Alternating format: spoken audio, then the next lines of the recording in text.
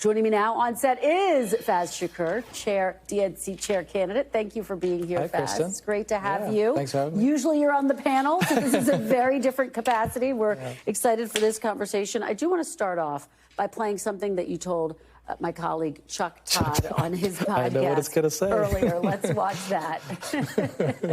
Let's talk about what would you like to see the DNC chair race be about? And what do you fear it is going to be about? And are you? And let me ask this: are you a candidate? Oh my goodness! So I'm not a candidate. I've not done nothing. Unless you're making your candidate. I do want to be a candidate. I mean, you have strong feelings about all this. I do have strong feelings. I do not think I could actually wage a campaign and win. I don't think anybody wants me to be the DNC chair. I firmly believe that. I would love to interject my ideas. So here you go. Thanks, Chuck, for allowing me to interject some ideas.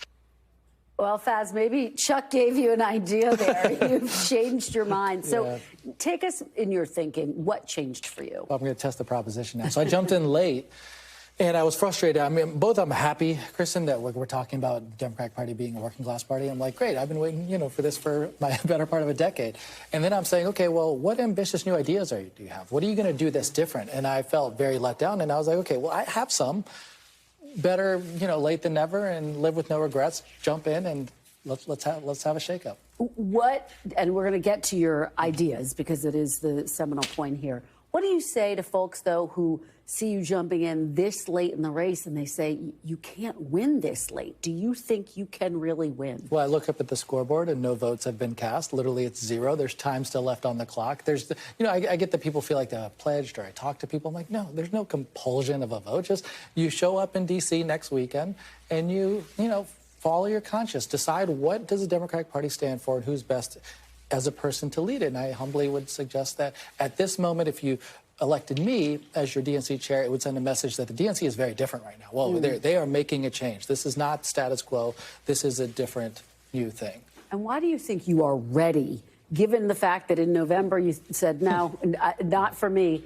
What makes you ready for this moment, Faiz? Well, Chris and I have run 2 major organizations. Bernie Sanders was a $250 million, 100% grassroots-funded organization, 1,200 employees, a unionized workforce, first unionized workforce in presidential campaign history. The other was the ACLU during that time. First 2 years of Donald Trump, I led the ACLU as national political director, $200 million raised, grassroots operation, 50 state affiliates. So I've had experience running major, large organizations, and I give a damn about having a working class party. So those things combined, here I am.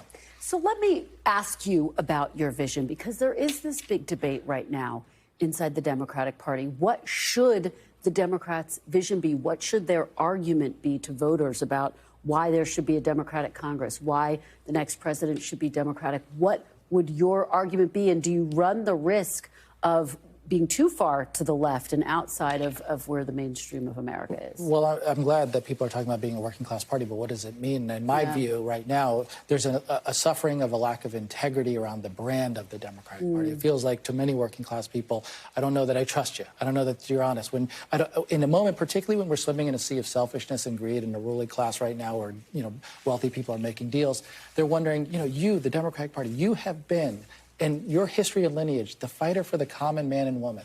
I expect you more now than ever to stick your necks out, not be bought and sold and transacted by the wealthy, but to be a fighter for working people, which to my mind means you're a grassroots operation, because it means that you open your doors and you say regular people are our power, not wealth and money, regular people. So at this moment, you have to transform the nature of what we do to invite people in. Do you think that Vice President Kamala Harris could have won had she gotten arguably more strategic, might be the better way to ask it, support from the DNC? Was there more that the DNC could have done, do you think? For sure. If you backtrack, and not just the Harris campaign, but the Biden campaign before that, it was that Biden was taking these large fights. I think you look at these, why corporate America? Why does Mark Zuckerberg not like Joe Biden? Because the Biden administration was taking action. They were literally suing Facebook in court. Why does Jeff Bezos not like Joe Biden? Why did Elon Musk not like Joe Biden? Because they were challenging his union busting. And so they felt aggrieved, the billionaire class. You know what? A lot of people didn't know that. Why didn't a lot of people know that? Because when Biden was taking these large fights on, and Harris alongside him, that you did not have a political operation that was advertising this, engaging in the friction. Even when Joe Biden went to a picket line for the UAW, did you see a DNC mobilized to say, hey, this is our fight? No. And so you saw, in my mind, a big political failure of not accompanying the large working class fights that were actually going on the policy front. We only have about 30 seconds left. Who do you see as the leader of the Democratic Party right now?